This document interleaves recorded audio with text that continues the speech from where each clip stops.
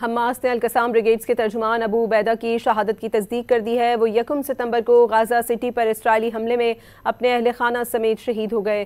Hamas نے ابو عبیدہ کی اصل شناخت بھی ظاہر کر دی۔ ابو عبیدہ فلسطینی مزاحمتی تنظیم حماس کے عسکری ونگ القسام بریگیڈ کے ترجمان تھے۔ سن 2006 میں ابو عبیدہ کو القسام بریگیڈز کا باضابطہ ترجمان مقرر کیا گیا۔ وہ پہلی مرتبہ عوامی سطح پر 2004 میں منظر عام پر آئے تھے۔ ابو عبیدہ غزہ کی مسجد میں خطبہ بھی دیتے رہے، تاہم شناخت ظاہر نہ ہونے کے باعث کوئی انہیں پہچان نہ سکا۔ حماس نے ان کی شہادت کے بعد ان کی اصل شناخت ظاہر کی۔ ابو عبیدہ کا اصل نام حذیفہ الکہلوت تھا۔ ابو عبیدہ کی شہادت کے بعد حماس نے ان کے جانشین کا اعلان بھی کر دیا۔ صہیونی فوج نے 1 ستمبر کو غزہ سٹی میں ایک عمارت پر حملہ کر کے ابو عبیدہ کو نشانہ بنانے کا اعلان کیا تھا۔ حملے میں ان کی اہلیہ، 2 بیٹیاں اور ایک بیٹا بھی شہید ہو گئے تھے۔